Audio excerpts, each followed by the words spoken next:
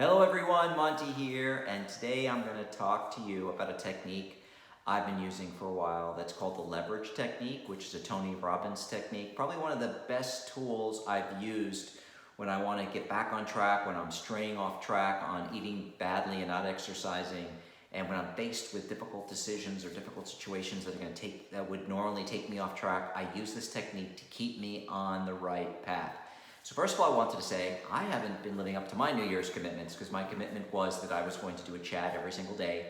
You know, I know a lot of you say the chats are very helpful, which makes me feel really good, but they're really also like therapy for me, and it also reinstills all the good things that I need to be doing for myself.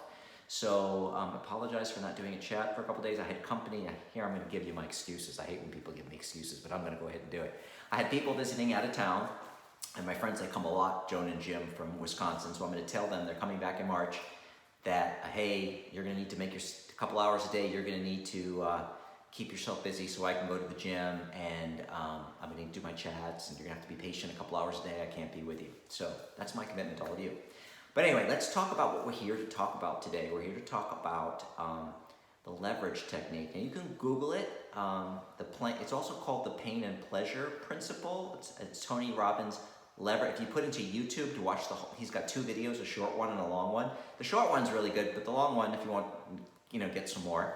But put into YouTube, in the search in YouTube, the leverage technique, or even Google, or the pain and pleasure principle.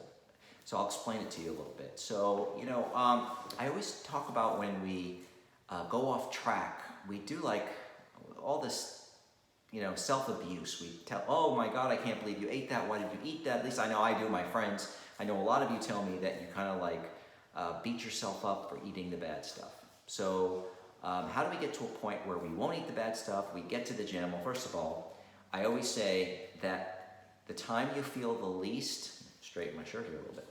The time you feel the least like working out is the time you need it the most, because you release endorphins, and it's the feel-good chemical in your brain. It makes you feel good, uplifts your mood. I talked about how when my brother died, that working out was like the only thing that saved me when I saw how much pain my mother was in and all that kind of stuff, right? So I tell myself that all the time when I've gotten a little depressed with this last project from hell I was on, and I was working 18 hours a day, and the few times in a couple of months that I worked out, it really did uplift my mood. I should have gone more. But anyway, let's get back to the pleasure principle. So it's also known as the leverage technique, Tony Robbins. So what it does is it's all about talking to yourself. And I read an article years ago that highly intelligent people tend to talk to themselves, right? There's like this study that, some people are just a little, a little off and talk to themselves out loud. I'm not saying you should talk to yourself out loud. I've been saying in your head, right? So that's what this principle is all about. Now, I have a degree in psychology. I never worked in psychology. I went into technology. But years ago, there was something called aversion therapy that they used to do. Like if somebody was a smoker and they wanted to quit smoking, they'd make them smoke and smoke and smoke until they, of course, this is many years ago, like 50s and 60s. This would be considered inhumane treatment, but they make them smoke and smoke until they were nauseous. Sometimes if people with drinking, they'd make them drink and drink and drink until they puke, right? So your brain was associating getting sick or vomiting with that behavior, so you wouldn't want to do it. They also had some people, and I think this always makes me laugh, they had people that they would like hook up to electrodes when they were smoking, or behavior they didn't want them to do, and when they go to hit the cigarette, they go, and they'd zap them, right? Wouldn't I love to have like a little electrode implanted in all of you, and every time you reached for something really bad, I could just push on my phone and give you a little charge, and you'd be like going to pick up a fried chicken, and I'd be like, that would be kind of funny, wouldn't it? But what you could do that mentally with talking to yourself, right? Just have to, what Tony Robbins talks about, here's what the whole thing is about. I'm kind of like scattered today, guys. I apologize, guys. But the leverage technique is all about, as humans, we seek out pleasure and we avoid pain. That's the two driving factors.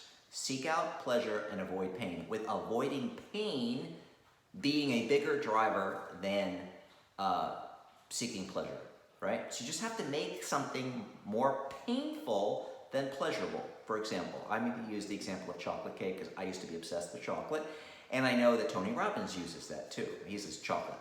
So you look at a piece of chocolate, and the reason why you're so obsessed with it is because you think, oh, it's going to be yummy in my tummy, it's going to be so delicious, it's making me feel so good. I'm going to feel so good when I eat that thing, and I'm going to be in this euphoric, orgasmic state, and it's going to be wonderful, right? So what you have to do is stop yourself and start talking to yourself. And say, I know it's probably really gonna taste good, but, right? I always say the big but, right? Is that I'm probably gonna gain weight that week. It doesn't coincide with my new health goals. It's tons of sugar, which is bad, and sugar causes inflammation. I'm gonna have to tell my friends and family I didn't lose weight this week, or my pants are gonna be tight, or I'm not gonna look the way I wanna look, and you just go over all of the reasons why you shouldn't do it. And believe me, you exhaust yourself. If you keep going through all the reasons why you shouldn't eat that thing, and you make it more painful than pleasurable, like I always do too, is, oh, I'm gonna beat myself up, because every time I eat something bad, I mentally beat the hell out of myself. I'm like, oh, Monty, you're supposed to be this person who's got it all together, who eats healthy, and I can't believe you ate all that stuff, and you're gonna be a fraud when you go on, do your little chats, and I think these are things that I do, right? And so sometimes it works, and sometimes like I eat the French fries, like I did the last couple nights ago. I still ate the damn fries, but I beat myself up afterwards, and it's really awful. So, but most of the time I can talk myself, most of the time, I'm not perfect, nobody's perfect. Most of the time I can talk myself out of it by using leverage tactics. Oh, well, you know, I've already gained weight, I don't want to gain any more weight, and I just lost 6 pounds, and I don't want to gain it back, and, you know, I'll be a fraud at doing my chats, and blah, blah, and by the time I start doing all this, it's like, I don't want the damn fries anymore, you know? There's not too many bad things that I really crave. Pizza and French fries are like the only things bad that I crave. I got rid of the sugar, I've never really been into fried foods. I can't eat too much fried foods, it makes me sick. I can't drink more than 1 glass of wine or one apple because I get so hungover from my system is so sensitive to alcohol lately. So there's not many things I really crave that are bad, but sometimes I just eat too much, right? And again, I always talk about that. It's all about the calories. You could eat 5,000 calories of healthy, nutritious, low-fat food with no sugar and still gain weight. I'm going to talk a whole chat about how we make fat cells in our body, and that illuminates that whole thing. In the next couple of days, I'll talk about that. So again, as a recap, because we're at minute number 7, because you only can do 10-minute videos, you got to make something more painful than pleasurable. So rather than hook you up with an electrode as you're picking up that food, you go, get zapped, right?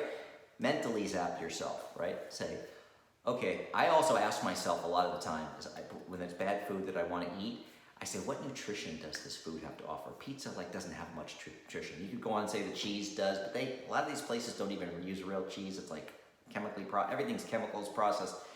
You know, talk to yourself and tell you why you don't want to eat it. It's going to be bad for you. It's not a lot of nutrition. It's not coinciding with your new health goals.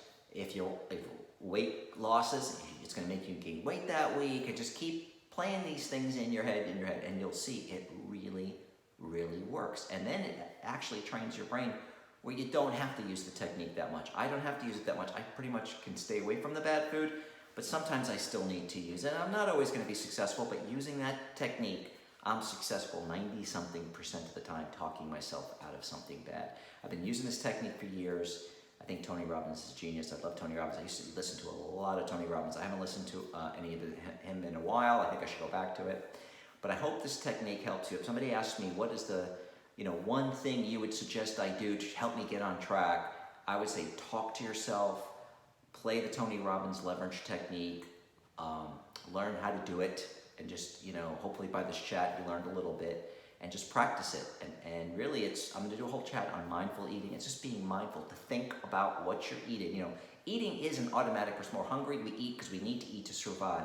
And it's kind of like an automatic response. So it's kind of a natural thing just to eat without thinking about it, but we need to stop ourselves and we need to think, what nutrition am I getting for this food? Does it coincide with my new health goals? How is it going to affect my body?